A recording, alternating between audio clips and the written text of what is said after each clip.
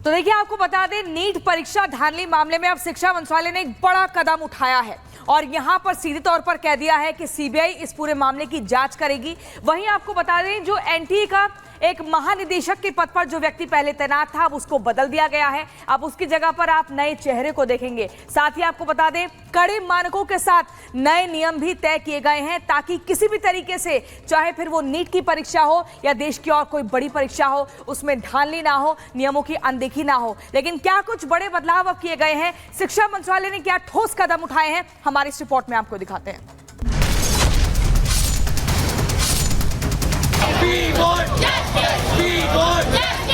CBI की जांच कराओ, जांच कराओ, जांच कराओ। नीट होगा क्लीन,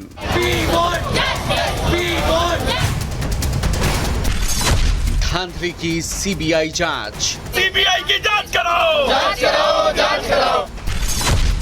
एनटीए के डीजी पर गाज, छात्रों को न्याय का भरोसा, परीक्षा पर सियासी संग्राम। नीट यूजी परीक्षा में पेपर लीक और धांधली को लेकर छात्रों में आक्रोश है। सड़क से लेकर कोर्ट तक छात्र छात्राएं अपने हक की आवाज बुलंद कर रहे हैं। नीट को क्लीन करने की मांग जोर शोर से उठाई जा रही है। अब देश भर में नीट को लेकर फैले आक्रोश का असर देखने को मिल रहा है। छात्रों के विरोध प्रदर्शन, सुप्रीम कोर्ट में सुनवाई के बीच सरकार छात्रों में भरोसा जगाने के लिए एक के बाद एक फैसले दनादन ले रही है। नीट यूजी की परीक्षा की अब सीबीआई जांच करेगी। नीट यूजी परीक्षा में पेपर लीक और धांधली की पूरी जांच अब सीबीआई के जिम्मे है। एनटीए से पुराने डीजी सुबोध कुमार की छुट्टी कर दी गई है। अब प्रदीप सिंह खरोला एनटीए के नए डीजी होंगे। नीट पीजी परीक्षा भी स्थगित कर दी गई है। सीएसआईआर यूजीसी नेट परीक्षा भी स्थगित कर दी गई है। शिक्षा मंत्रालय ने एनटीए में सुधार के लिए हाई लेवल कमेटी का गठन किया है। 7 अधिकारियों की ये हाई लेवल कमेटी 2 महीने में शिक्षा मंत्रालय को अपनी रिपोर्ट सौंपेगी। देश भर में छात्रों के प्रदर्शन और विपक्ष के सियासी आक्रमण के बीच शिक्षा मंत्री ने छात्रों के हितों की सुरक्षा और न्याय का भरोसा दिलाया था। एनटीए की स्ट्रक्चर, एनटीए की फंक्शनिंग, एग्जामिनेशन प्रोसेस, ट्रांसपेरेंसी और डाटा सिक्योरिटी प्रोटोकॉल को और इम्प्रूव करने के लिए उस उच्च स्तरीय कमेटी से रिकमेंडेशन अपेक्षित रहेगी।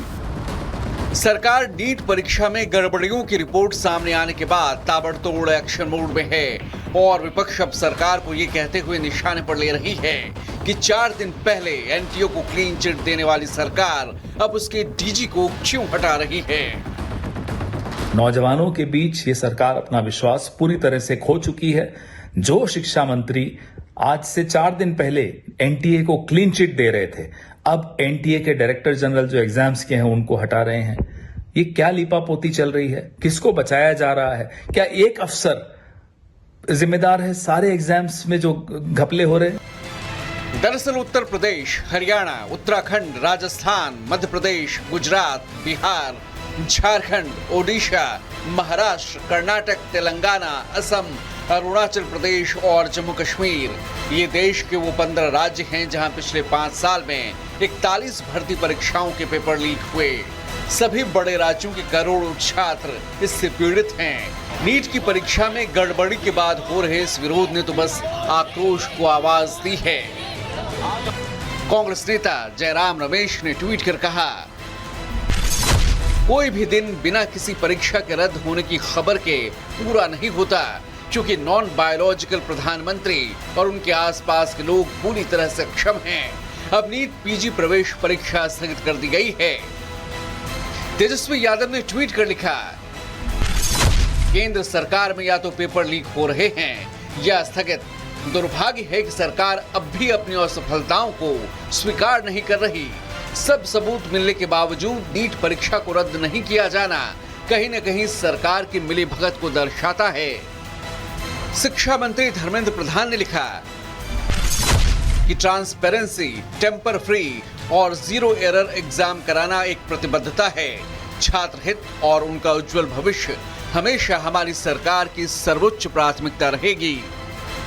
वहीं बीजेपी आईटी सेल के प्रमुख अमित मालवीय ने ट्वीट कर कहा कि पेपर लीक रैकेट के तार कांग्रेस के सहयोगी दल राजद से जुड़े हैं। उनके कुकर्मों पर पर्दा डालने के लिए प्रियंका वाड्रा फर्जी वीडियो ट्वीट कर रही हैं। कुछ परीक्षाओं को इसलिए स्थगित किया गया है ताकि विपक्षी दल देश और छात्रों के खिलाफ रचे गए अपने षड्यंत्र में सफल ना हो।